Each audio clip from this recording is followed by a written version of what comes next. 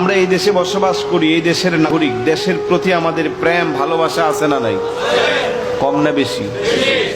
এই জন্য আমরা বলি, আমার সোনার বাংলা আমি তোমায়, সকল দেশের রানী সে যে আমার জন্মভূমি। বলি কি বলি না? হয়তো আমাদের দেশটা উন্নত কান্ট্রির সাথে তুলনা করলে আমরা ওই রকম উন্নত না, কিন্তু তারপরেও আমার দেশ আমার কাছে সেরা, ঠিক না? আমার দেশে যদি আমি লবণ দিয়েও ভাত খাই, বিন দেশে যাই পোলাও কুরমা খাওয়ার চেয়েও আমার দেশেরটাই আমার কাছে শান্তি লাগে। এটাই তো হুব্বুল ওয়াতানি মিনাল ঈমান, দেশপ্রেম ঈমানের অঙ্গ। এটা তখন বোঝা যায় যখন আপনি বিন দেশে যাবেন।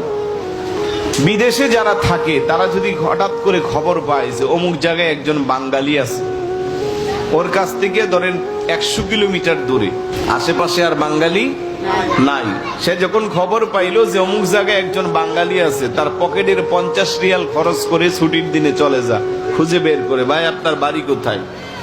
বলে আমার বাড়ি রংপুর, দিনাজপুর। সমস্যা নাই, আমরা তো বাঙালি মানুষ। আরো বোঝা যায় যখন আপনি বিমানবন্দরে যাইবেন, কিছু মানুষ কান্না করে, কিছু মানুষ হাসি। বিদেশ থেকে যারা আপনজনদের কাছে পায় তারা খুশিতে আত্মহারা, যারা আপনজনদেরকে রেখে বিদেশে চলে যায় তারা কান্না করে। আমার দেশ কিন্তু অর্থনৈতিকভাবে সচ্ছলতার পিছনে অনেক গুরুত্বপূর্ণ ভূমিকা রাখে আমার প্রবাসী ভাইয়েরা। কথা বলেন, এটা অস্বীকার করার কোনো সুযোগ? প্রবাসী রেমিটেন্সের মাধ্যমে আমার অর্থনৈতিক চাকা ঘুরে। যারা আপনজন, স্ত্রী, সন্তান, বাবা মা, ভাই বোন, বন্ধু বান্ধব সবাইকে রেখে কষ্টের গামের ভেজা পরিশ্রম দিয়া আপনাকে আমাকে সচ্ছল রাখে, পরিবার পরিজনকে একটু হাসি ফুটানোর চেষ্টা করে, তারাই প্রবাসী। অনেক প্রবাসী আছে, ঈদের দিন তো তাদের দেওয়ার টাকা পেয়ে আমরা আনন্দ উল্লাস করি, নতুন কাপড় পরি, আমরা আনন্দে আত্মহারা হলেও অনেক প্রবাসী আছে সেদিন তারা দরজা বন্ধ করে লুকায়া লুকায়া কান্না করে।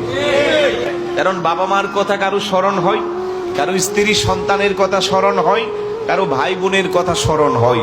তো এত কষ্টের পরেও তারা আমাদেরকে আনন্দ দিতে চায়, আমাদেরকে অর্থনৈতিকভাবে সক্ষমতা দিতে চেষ্টা করে, তাদের গামের ভেজা পরিশ্রমের বিনিময়ে আমাদের এত সুন্দর সংসার চলে।